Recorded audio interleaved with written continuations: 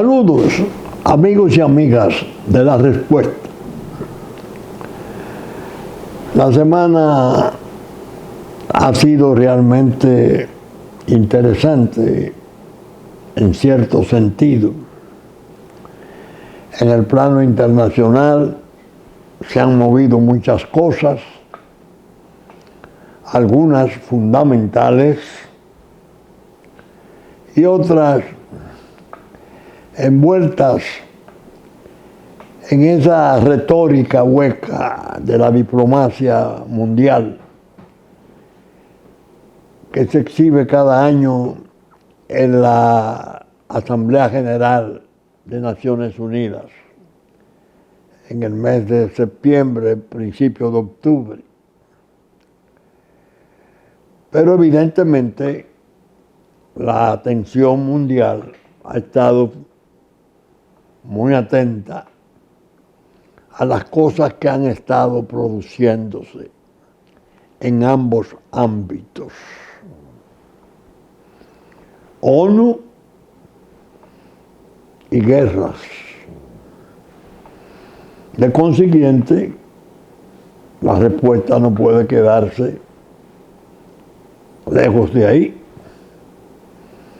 porque tenemos convenido que el programa tiene como misión servir a la orientación de ustedes, mis hermanos y hermanas.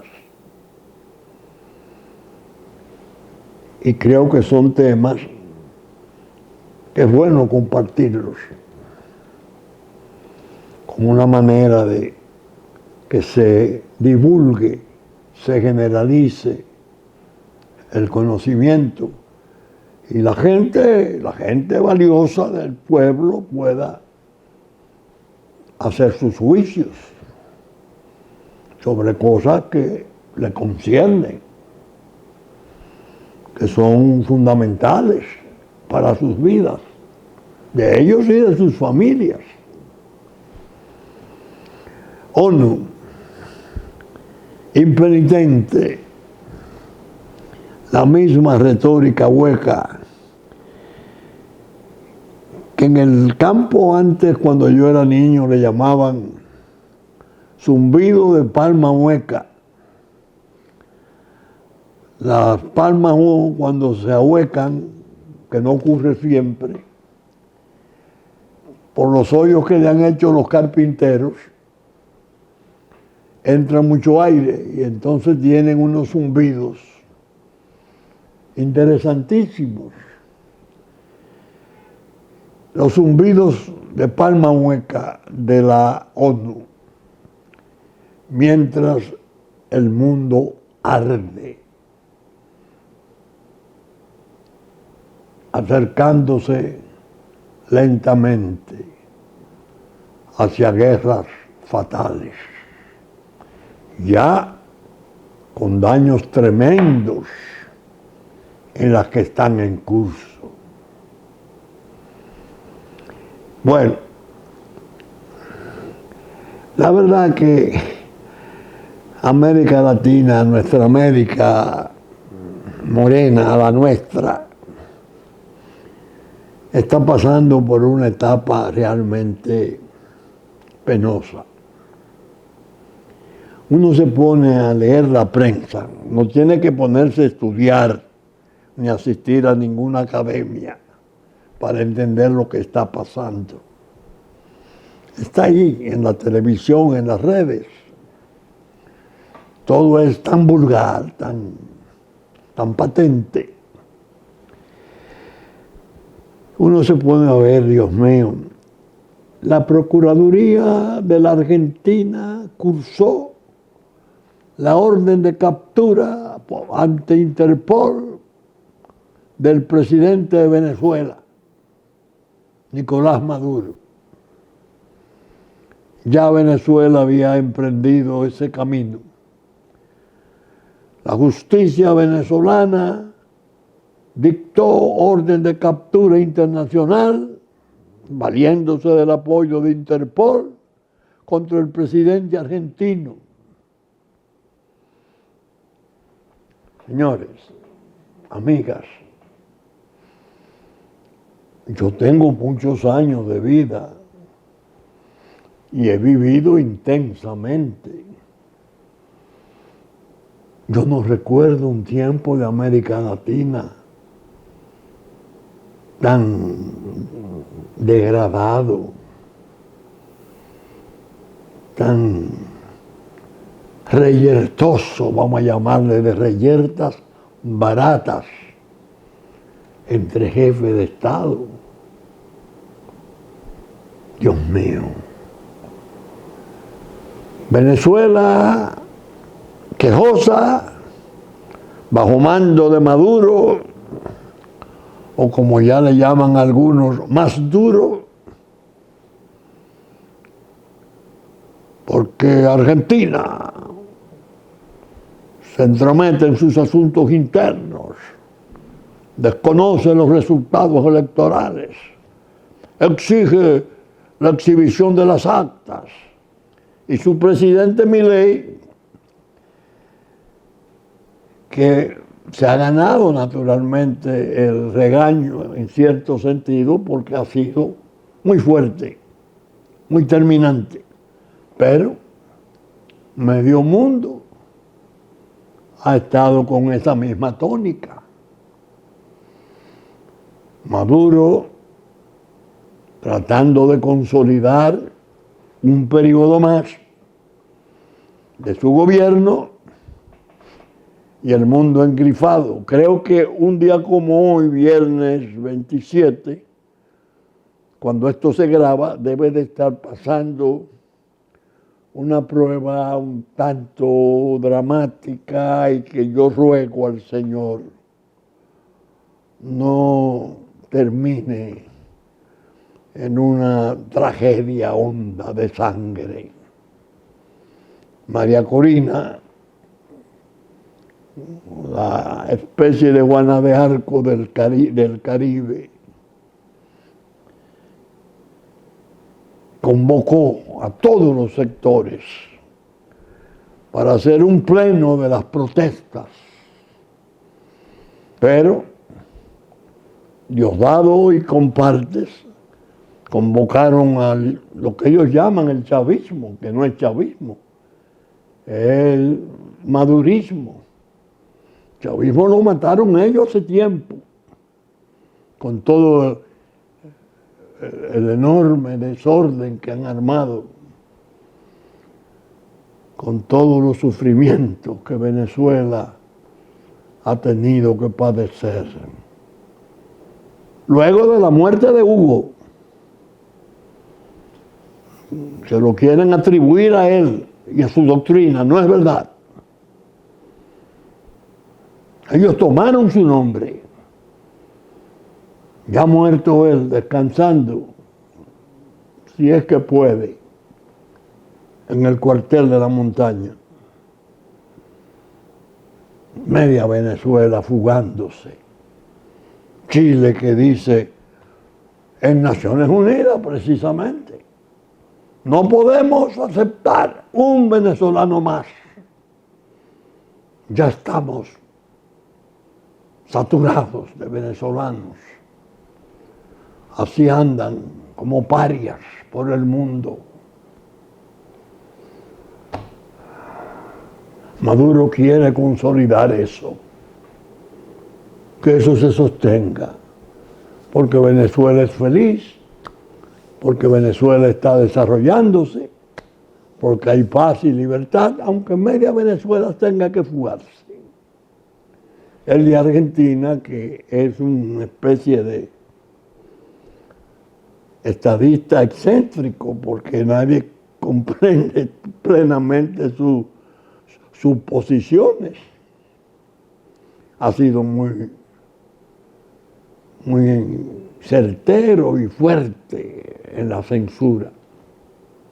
Bueno, pero eso se está ventilando en la Asamblea General.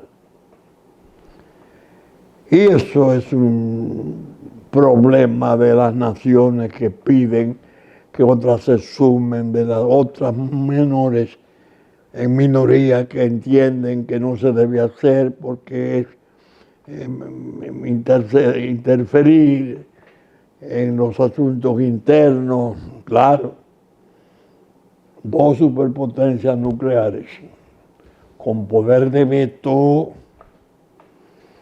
China y Rusia, muy de acuerdo con esos principios de la no intervención en los asuntos internos, porque ellos tienen intereses especiales muy importantes ya en la región, en Venezuela particularmente. Como se advierte,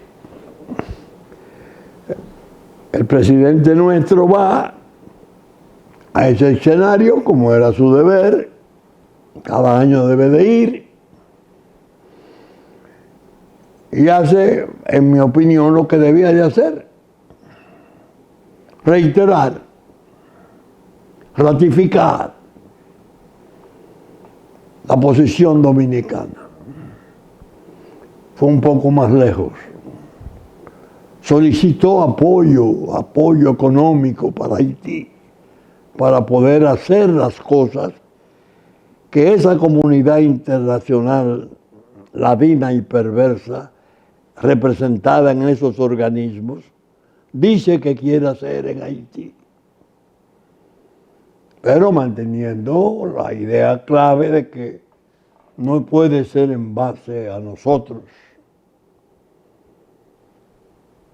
Algunos protestan y dicen, la main choice, la misma cosa. Bueno, sigue siendo el mismo problema.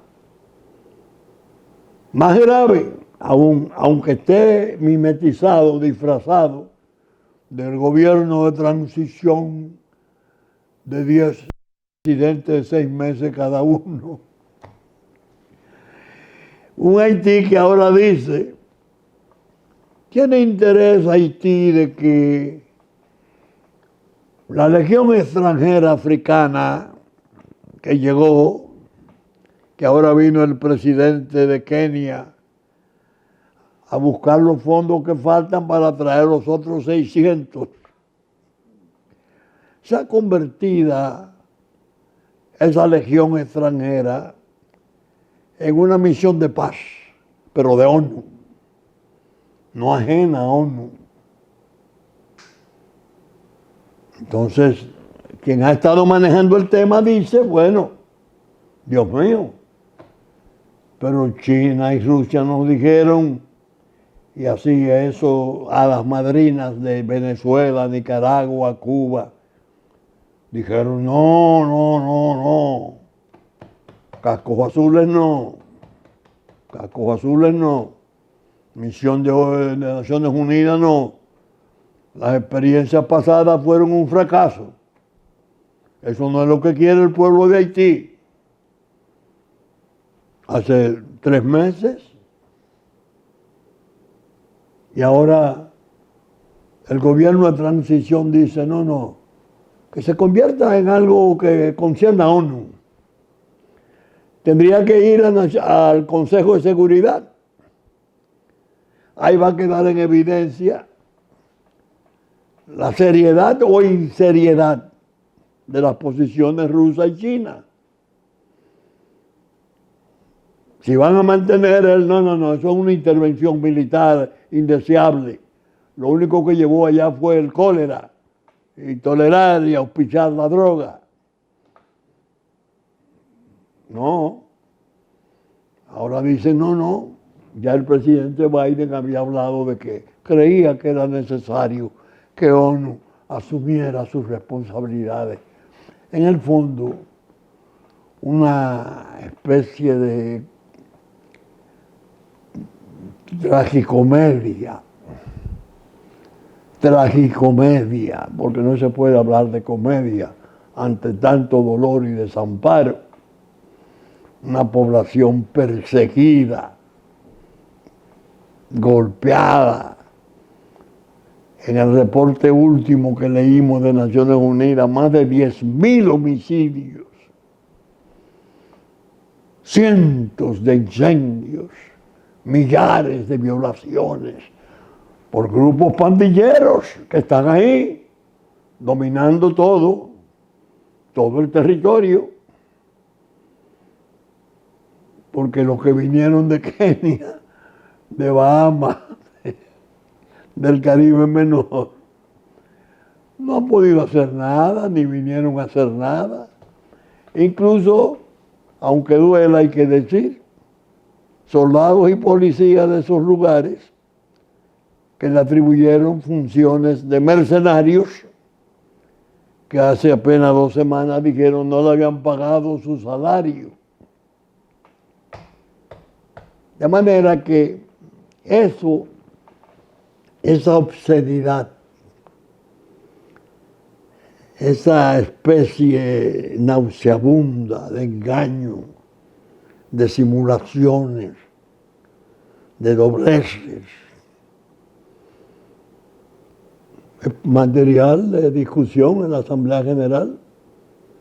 Sí, como no, se toca, el tema de Haití, hay que atender a Haití. ¿Cuándo? ¿Cuándo?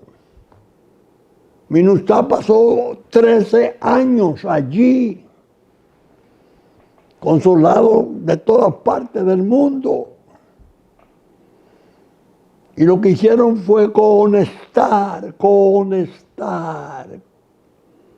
el control rígido de la droga, de las mafias del mundo, sobre esa sociedad desvertebrada, en pulverización. Y cuando se tuvo que ir un buen día, se fue. Y alegaron sus patrones y auspiciadores, ahí no hay nada que hacer, no volvemos más, no hay con quién tratar.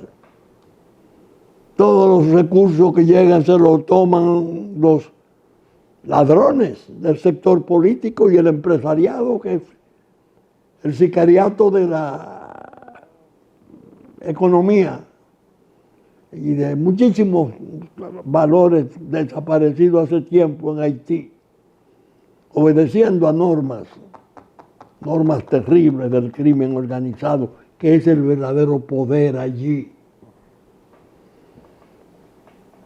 Por eso dije al principio, el ámbito de Naciones Unidas estuvo como una palma hueca, zumbando y saliendo el aire como una flauta de agujeros producido por los carpinteros. Como está hueca, salen los sonidos raros. La palma hueca de Naciones Unidas le dio salida a esas cosas en la semana. El presidente regresó. Parece, por algo que leí, no sé, creo que en Diario Libre, que habló, no sé si en el discurso, porque no lo oí, no tuve oportunidad de oírlo, de que iba a tomar medidas más drásticas. Si eso es así, que va a tomar medidas más drásticas, más severas, si es verdad que él cree en esos números que le dieran sus ministerios tan bajos de ocupación escolar, de ocupación sanitaria de las parturientas en los hospitales, o si es que se ha convencido que en hecho eso es diferente y le hicieron sostener números, cifras y niveles falsos. Las medidas drásticas las necesita el presidente. Nosotros se lo hemos venido diciendo hace meses desde este programa, y nosotros como familia, mis hijos desde sus medios de redes viven opinando y dando pareceres sobre los trastornos y lo que se debe de hacer. Incluso a veces llegando hasta pretender aconsejar al presidente. Nosotros hemos dicho sí, las medidas drásticas se están esperando. Me decía un amigo que hay una especie de corriente de encuestas silenciosas por entidades que hacen encuestas profesionalmente, pero que no parecen dedicadas a la publicidad, sino que parece que son encargos de sectores para orientarse. Y una de ellas, importante, su director superior le dijo: el problema es muy serio, la cuestión de Haití. Antes de las elecciones, un 58% de la población dijo estar preocupada, muy preocupada por los trastornos de Haití y los posibles daños nuestros. Ahora hemos tomado otras muestras y ya no es el 58%, sino un 74%. Hizo un comentario con ese amigo en el cual yo confío plenamente, en cuanto a que dijo: eso puede ser preludio, anticipo, umbral de situaciones difíciles, de crisis y protestas.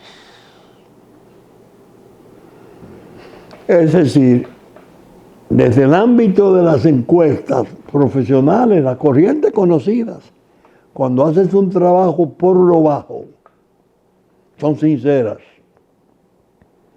y aciertan. Están previendo que conformidad de la población, esa inquietud de la población va creciendo de un 58% a un 74%. Y yo digo más, pronto estará en un 90%. Lo que indica que hay una especie de nivel del ánimo público encrespándose. Tienen naturalmente otros motivos: el precio de los alimentos, muchísimos motivos del día a día que sabemos que son utilizables para agitar protestas, a veces infundadas, pero otras veces bien fundadas. Y si a eso se agrega el trastorno de Haití sin medidas drásticas, el gran perjudicado será el presidente Abinader, porque eso se va a reflejar en una pérdida lamentable de su credibilidad. En la medida que su palabra se desgaste, más vulnerable puede ser como objeto a chocar bajo un airado estado psicosocial de protestas. Se lo digo hoy como se lo he dicho durante muchos meses, pero lo he querido fundar en esa información importante. Ahora bien, eso es el ámbito ONU, Haití, República Dominicana, Venezuela, Argentina, América Latina. El otro ámbito, Dios mío, ahí sí hay que cargar pesado. Yo le confieso, mi sueño está espantado. Yo tengo cierto espanto en el sueño. No estoy durmiendo bien. Cosa que preocupa a mis médicos. Pero yo les digo muchas veces, es que hay motivos para perder el sueño. Cuando se es consciente de los peligros y se tiene un apego a los valores de la sociedad, el supremo que es la paz. Es lógico que vengan las preocupaciones turbadoras del sueño. Estoy durmiendo mal. Voy a hacer como hizo don Miguel de Unamuno después de terminada la guerra civil, que la primera vez que volvió a la Universidad de Salamanca y se presentó ante sus alumnos y dijo, como decíamos ayer, como si estuviera continuando la cátedra del día anterior, como decía la respuesta el domingo pasado, esa es la pesadilla anunciadora en gran modo de una posible apocalipsis. Y nadie que se respete puede negarlo, ni intentar banalizarlo, ni ponerse de lado indiferente, ni meter por debajo de la mesa ese enorme trastorno del mundo. Porque ahí nos va la vida como humanidad, a todos. En ONU, hasta Zelensky apareció. Claro, le fue bien. Estuvo en Estados Unidos, consiguió 8 mil millones de dólares más. Porque para las armas siempre aparece el dinero. Que decía el secretario general Guterres de ONU hace algunos días, ¿cómo es posible que te dé tanto dinero para las armas de la guerra y no aparezca un dinerito, un dinero menor para ayudar a Haití a salir de ese marasmo, de ese desastre? ¿Qué pasó? Nosotros oímos a Zelensky hablar de la victoria. Señores, una victoria frente a Rusia, la Federación Rusa, pero es la Rusia de siempre. Rusia de brazos con China, serán derrotadas, según el señor Zelensky. Y es recibido por el presidente Biden, por la vicepresidenta Harris. Creo que hoy es viernes cuando va a recibirlo el presidente Trump. Bueno, un personaje, porque él anda buscando desesperadamente que le autoricen a disparar los proyectiles de largo alcance que ya le sirvieron Francia, Estados Unidos y no sé si Alemania también. Él quiere bombardear a Rusia, hombre, bombardear a Moscú, porque él entiende que ese es el principio de la derrota rusa. Y el hombre aquel responde: hay que revisar la doctrina nuclear. Es decir, el uso de las armas atómicas hay que organizarlo de tal modo que no sea necesario un ataque previo para responder con el arma atómica. Que bastaría una buena información de inteligencia que demuestre que es inminente un ataque de guerra convencional masiva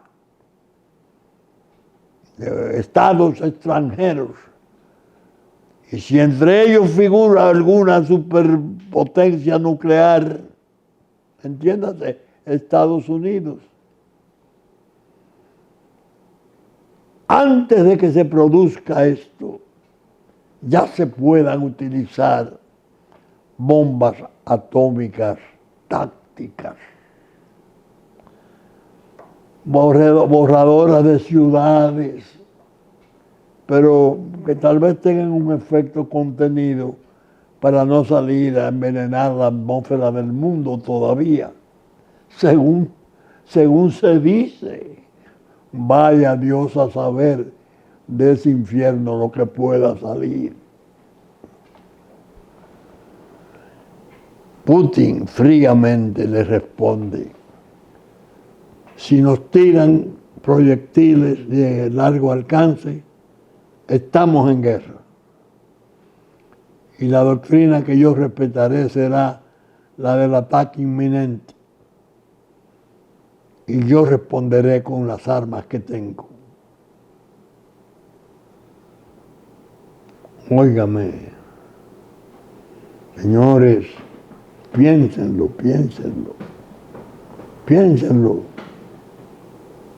No es en vano, no es un entretenimiento, no es una diversión hablar de eso. Es un espanto, es un miedo, lo que yo al menos siento. Es decir, que nosotros en esta tierra maravillosa nuestra hemos estado en el centro mismo del Caribe, en el mismo trayecto del sol, como dice el poeta nacional, el maestro Pedro Mir, en su inmortal poema, oyendo, participando en cierto modo, pero propuesto para ser parte del conflicto en la posibilidad de llevar la peor parte, un trastorno grave de su autodeterminación, un trastorno grave de su independencia. Como nunca lo ha sufrido este David del Caribe, legendario, República Dominicana. Estamos oyendo. Y en medio de ese trevedal llegan noticias desalentadoras. Yo lo digo con dolor de mi alma, porque yo he sido siempre un admirador de los valores históricos de Estados Unidos. Lincoln, Jefferson, sus padres fundadores, y el tipo de democracia que engendraron, una sociedad, ejemplo del mundo, trabajadora, abnegada. Ay, Dios mío, y tener uno que oír ahora, oigan esto. Se lo voy a decir tal como trascendió. Parece que en publicaciones muy serias. En Carolina del Norte acaban de sacar, de excluir del padrón electoral 750,000 votantes indebidos. Entre ellos 120,000 muertos.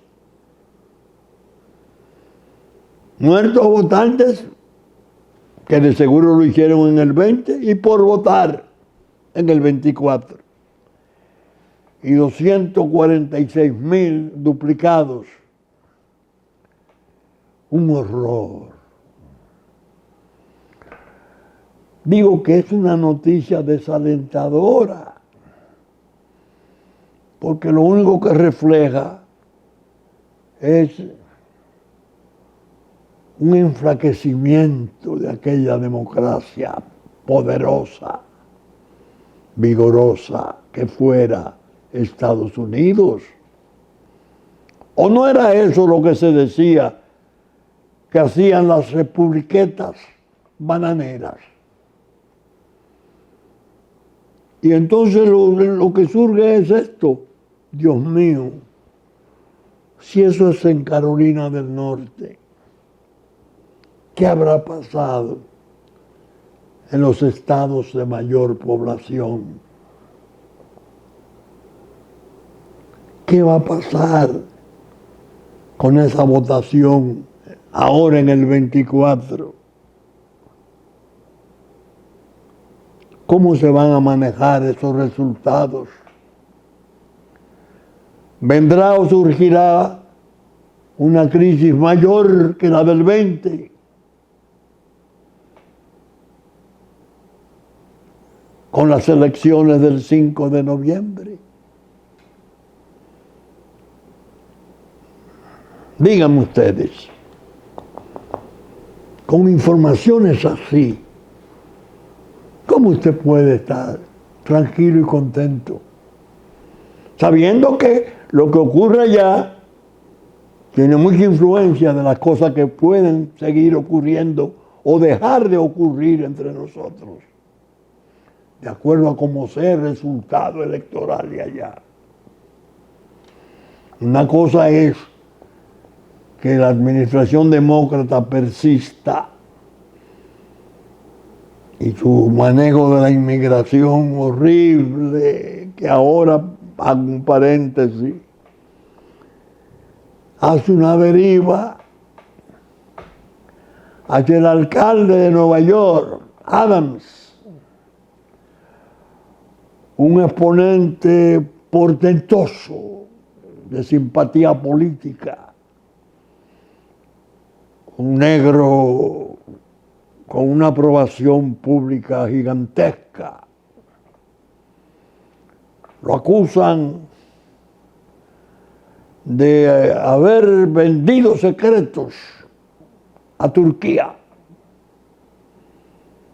Creo que percibió comisión para autorizar el establecimiento de un consulado turco en un determinado punto de Nueva York.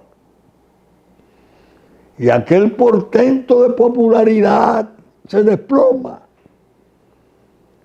Se hablaba que hoy viernes lo irían a procurar para arrestarlo. Y él da una conferencia de prensa el jueves diciendo, no, a mí no me persiguen por eso. A mí me está persiguiendo el gobierno, su gobierno. Biden, Harris, Kamala. Porque yo desde el año pasado me mostré inconforme con el manejo que estaban haciendo con cientos de miles de inmigrantes ilegales inundando Nueva York. Y se me volvió inmanejable la situación y tuve que coger autobuses para llevárselo a no sé qué parte, creo que a un sitio de retiro donde el presidente Obama descansa. Dios mío, es por eso que me están persiguiendo. Y Trump que responde, yo se lo dije, que en el fondo lo iban a desconsiderar porque trató el asunto de la inmigración. ¿Qué le están oyendo? Eso está ocurriendo en la nación más poderosa del mundo, brillante en todos los sentidos, desgraciadamente expuesta a una merma penosa de su prestigio, que no es inocua, porque lo que ocurra ya como daños institucionales, la turbación que tengan en su paz, en su tersura institucional, la respetabilidad de su justicia, va a reflejar malamente contra muchas otras partes del mundo. Nosotros que estamos en su vientre, los primeros. Oigan esto, porque uno se va enterando de las cosas. A Donald Trump lo sometieron entre los cargos que le formularon, independientemente de la porno, aquella que por acostarse con él y querer comprar su silencio, ya le han dado, acordado en sentencia cientos de millones de dólares. Y 11 días de audiencias penales pendientes de sentencia en un jurado de Nueva York. En Nueva York de Adams, del alcalde Adams. A Donald Trump le formularon el cargo de haber sido el autor real de todos los atropellos que recibiera el Congreso. Cuando se iban a conocer las actas, a discutirlas, que el vicepresidente de entonces, Pence, era quien presidía el Senado, que tuvo en sus manos decir, vamos a conocer las actas, a ver, pero que si eso se hacía, podía ocurrir un hecatombe. Acusaron a Trump, a muchos de los violentos que fueron, lo han condenado a 4 o más años. Bueno, y se espera que Trump, el fiscal de Nueva York, quiere insistir en ese cargo para evitar que una decisión de la Corte Suprema norteamericana ampare a Trump, porque un fallo que hubo lo colocaba a hacer fuera de eso, apoyándose en la inmunidad presidencial. ¿Qué ocurre ahora? Dios mío. Sale a relucir que Donald Trump, presidente de los Estados Unidos, un día antes de producirse la invasión del Congreso, llamó al jefe militar mayor de Estados Unidos y le ordenó, más o menos con estas palabras: envíe la Guardia Nacional. Y cuando éste le dijo, no, porque es problemático reunirla, no, al ejército si es necesario, envíelo a proteger el Congreso. No se pueden admitir violencia sobre el Congreso. Ahora reflotaron la conversación grabada entre Trump y el jefe militar. Entonces la señora Pelosi, presidenta de la Cámara de Diputados, simplemente le dijeron, no, si usted cuando le ofrecimos la Guardia Nacional se negó a recibirla, de unos cuantos policías ahí de cerca, sabedora de que lo iban a rebasar para producir los hechos.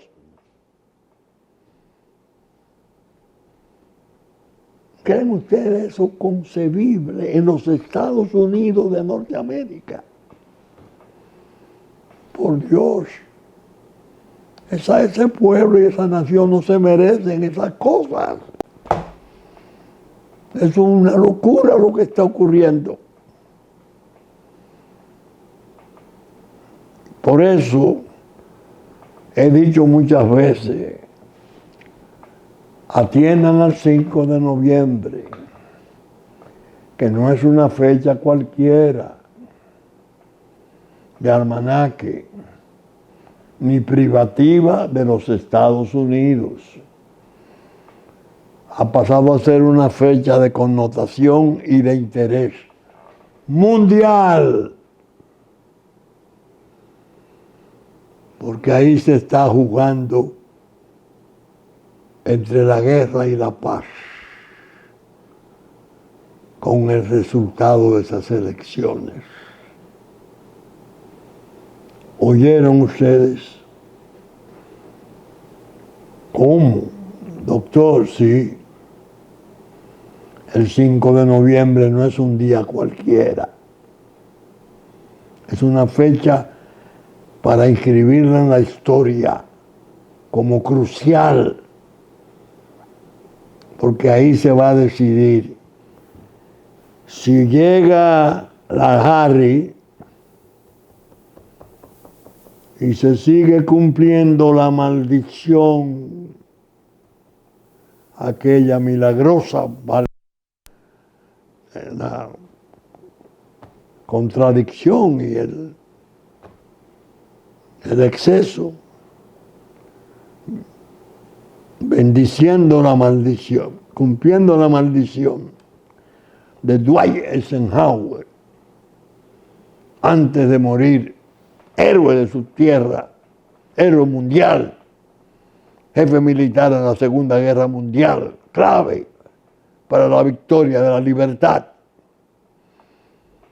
Al pueblo norteamericano y a sus instituciones que se cuide del establecimiento militar e industrial, porque quienes hacen las armas fomentan las guerras. Dicho por ese militar, presidente 8 años de Estados Unidos. Ucrania es una muestra.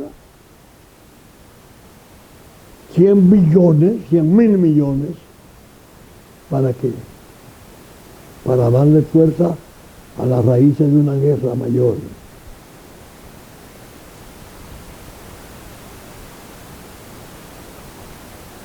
Si gana el otro, la situación es más compleja. Pero en el fondo, lo que todavía es más triste